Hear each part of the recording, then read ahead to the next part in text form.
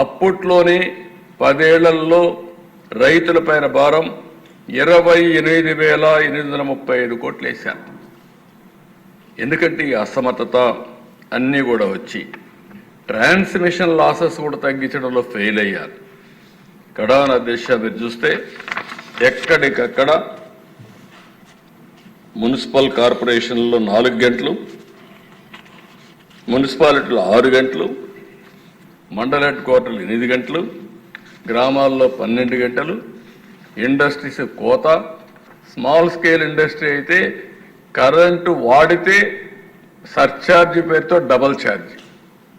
దీంతో చాలా small scale industries అన్నీ కూడా మూతపడే పరిస్థితికి వచ్చింది. అధ్యక్ష, ఆ రోజుల్లోనే 13 రూపాయలు యూనిట్ పెట్టుకున్నారు. నేను ఇటీవల కాలంలో ఎందుకు చెప్తున్నాను, హిస్టరీ చెప్తున్నా. ఒక 5 నిమిషాలు ఆలస్యమైన రాష్ట్ర ప్రజానీకం కూడా ఆలోచించుకోవాల్సిన అవసరం ఉంది. హిస్టరీ తెలిస్తే భవిష్యత్తులో ఏ విధంగా మనం ముందు తీసుకుపోవాలని ఆలోచించే అవకాశం వస్తుంది. ఇంకొక పక్కన కోల్ లేకుండా మెయింటైన్ చేయకుండా ఐడిల్గా పెట్టి ఓసారి ఎవాక్యువేషన్ అంటే ట్రాన్స్మిషన్ లేకుండా ఓసారి పవర్ రన్ చేసిన పరిస్థితి లేదు. అప్పట్లోనే రెన్యూబుల్ ఎనర్జీ వచ్చింది, సోలార్ విండ్ ఉపయోగించుకోకుండా కనీసం అప్పుడు గవర్నమెంట్ ఆఫ్ ఇండియా ఫైన్ కూడా వేసేవాళ్ళు.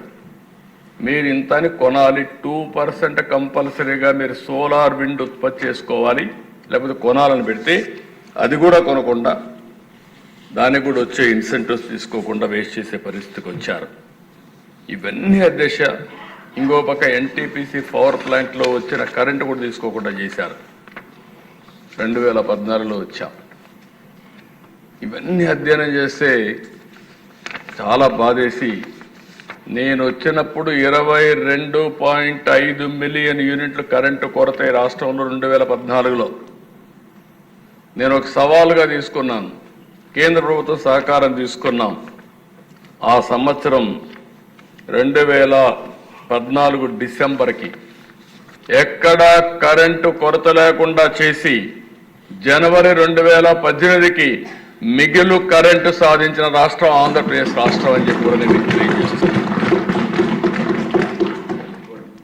39% పీక్ డిమాండ్ గ్రో అయ్యాం. 6,784 మెగావాట్ల నుంచి 9,453 మెగావాట్లు పెంచుకున్నాం. కన్జంప్షన్ కూడా 36% పెరిగింది. 40,000 మిలియన్ యూనిట్స్ ఉంటే 55,000 మిలియన్ యూనిట్స్ పెంచాం. ఇంకో పక్కన అధ్యక్ష మీరు చూస్తే per capital consumption all India level 17% పెరిగితే మనం 23% పెంచుకున్నాం. మొట్టమొదటిసారిగా సోలార్ విండ్ 7,700 మెగావాట్లు ఉత్పత్తి చేసిన ఏకైక రాష్ట్రం ఆంధ్రప్రదేశ్ రాష్ట్రం. అదే ముందు చూపు. నేను ఆ రోజు ఒకటే ఆలోచించాను. నేను ఆ రోజు మీటింగుల్లో కూడా మాట్లాడినప్పుడు చెప్పేవాడిని, భవిష్యత్తులో గణనీయంగా సోలార్ ఎనర్జీ రేట్లు తగ్గుతాయి. 5 సంవత్సరాలు 14-19 కరెంటు ఛార్జీలు పెంచకుండా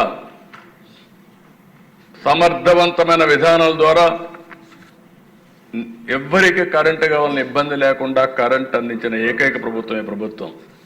నేను ఒకసారి ఇదే మరి రెన్యూబుల్ ఎనర్జీ మీటింగ్ పెడితే ఆ రోజు నేను మాట్లాడుతూ పీయూష్ గోయల్ గారు మంత్రి, నేను ఆ రోజు అనౌన్స్ చేశాను, భవిష్యత్తులో ₹50 నుంచి ₹2 లోపల సోలార్ ఎనర్జీ వస్తుందని చెప్పి ఆ రోజుట్లోనే అనౌన్స్ చేశాను.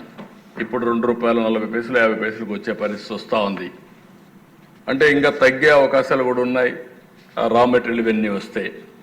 అయితే ఆ దిశ 2019-24 ఒక మాటలో చెప్పాలంటే మళ్ళీ చీకటి రోజులు ప్రారంభమైనాయి.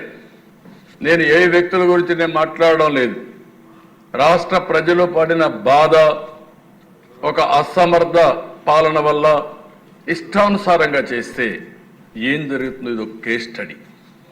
అధ్యక్ష, ఈరోజు మనం చూస్తే ఎవరైతే పీపీఎల్ చేస్తారు, పీపీఎల్ ఆధారంగా వాళ్ళు ఇన్వెస్ట్మెంట్ పెడతారు. ఈ దేశంలో కోర్టులు ఉన్నాయి. ఏదైనా సరే కాంట్రాక్ట్ చేసుకున్న తర్వాత అది కూడా గవర్నమెంట్ చేసినప్పుడు కంపల్సరీగా దాన్ని ఆనర్ చేసే బాధ్యత ఉంటుంది. లేకపోతే కోర్టుకు పోతే వాళ్ళకు మళ్ళీ నష్టపరిహారంతో సహా కట్టించే పరిస్థితి కూడా వస్తుంది.